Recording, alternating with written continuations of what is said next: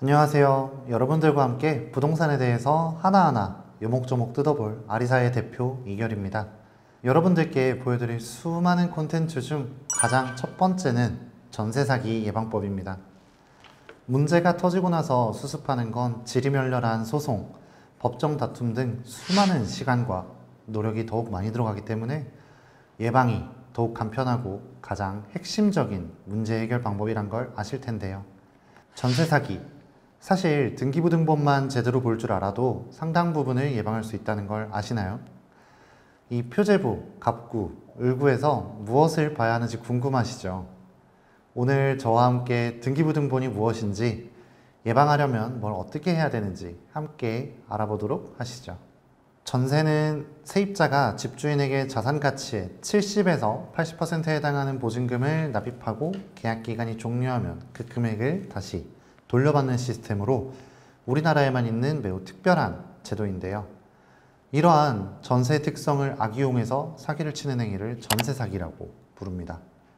인천을 시작으로 수원, 최근에는 광주까지 전국적으로 확대가 되어가고 있는 추세인 이 전세 사기.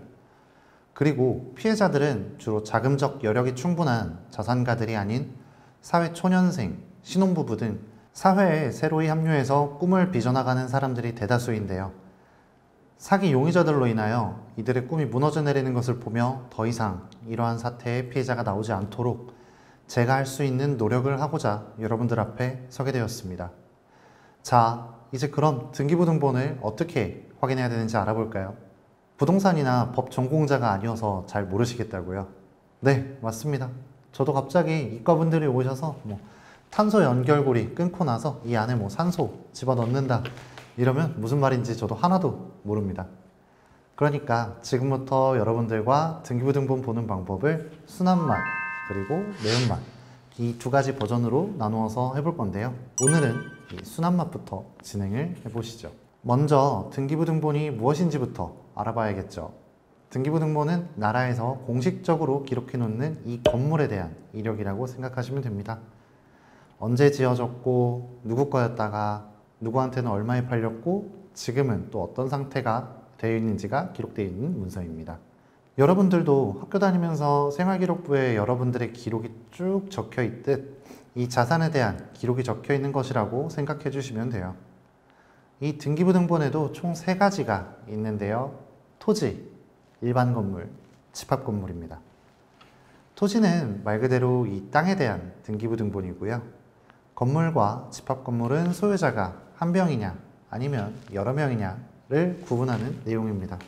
건물과 집합 건물을 구분하는 방법에 대해서는 더욱 상세하게 다음 시간에 주제를 담아서 살펴보도록 하겠습니다. 여러분들이 주로 보게 될 등기부등본은 여기 이 집합 건물 등기부등본인데요. 제가 직접 하나 뽑아왔습니다. 토지를 뽑던 건물이나 집합 건물을 뽑던 등기부등본은 3개로 나눠져 있는데요. 표제부, 갑구, 을구입니다. 먼저 표제부는 이 건물의 얼굴 같은 거예요. 이름은 뭔지, 주소는 어디인지, 몇 층짜리인지, 언제 지어졌는지 등을 나타냅니다. 여기 이 집합건물 등기부등본에는 몇 동 몇 호까지 같이 나오게 되죠. 갑구는 이 건물의 소유주를 나타내는 부분이에요. 이 건물이 누구 소유로 되어 있는지, 소유에 이상이 있는 부분은 없는지, 을구는 이 건물과 관련되어 있는 재무관계를 나타내는 부분입니다. 채무관계, 채권자, 공동담보 여부 등 여러가지 이 건물과 관련된 금전관계를 나타내고 있는 부분이에요. 자, 이제 하나하나 살펴볼까요? 먼저 표제부인데요. 이 집의 주소가 상세하게 적혀져 있는 곳입니다. 여기 401호라고 잘 적혀져 있네요. 그리고 여러분들이 계약하러 갔을 때 자산의 상세 주소, 계약서상의 주소, 그리고 등기부등본상의 주소가 일치하는지를 꼭 확인하셔야 됩니다. 이쪽은 건물의 용도를 나타내는 부분인데 주거, 주택이라고 써져 있어야 안전한 자산입니다. 자, 그리고 여기서 중요한 게 대지권인데 집합 건물의 경우에는 대지권이 꼭 있어야 됩니다. 대지권이란 건 건물이 이 땅 위에 지어진 거잖아요. 간혹 이 땅 주인과 건물의 주인이 다른 경우가 있습니다. 집합 건물인 경우에는 이러한 건물에는 전세 계약을 절대 하시면 안 됩니다. 다행히 여기는 대지권이 잘 표시가 되어 있네요. 자, 표지부가 있는데 아래에 표지부가 또 있네요. 이건 뭘까요? 여기는 이 건물의 전체 면적 중에서 딱 이 호실에 관련된 내용입니다.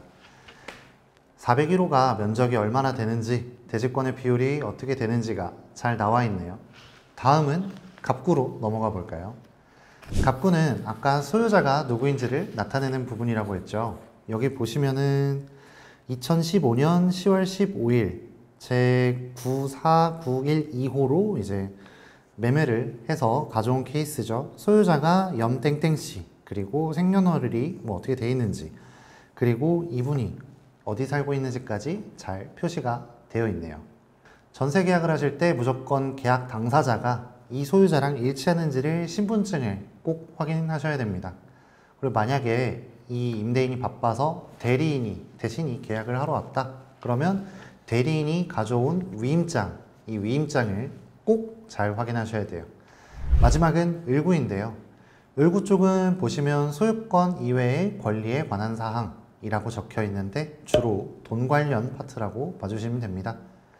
을구에는 지금 여기 근저당권이라는 개념이 나와 있네요. 근저당권은 집주인이 이 집을 담보로 돈을 빌린 걸 뜻합니다. 보시면 2015년 10월 15일 날 빌렸고요. 그 액수가 지금 1억 4,300만 원, 그리고 우리은행에서 빌렸다고 나와 있네요. 여기서 보셔야 하는 게 채권 최고액인데요. 제가 누군가에게 돈을 빌려주면 저는 채권자가 되고요. 받은 사람은 채무자가 되겠죠. 일반적으로 빌린 돈의 120에서 130% 정도를 채권 최고액으로 설정을 하는데요.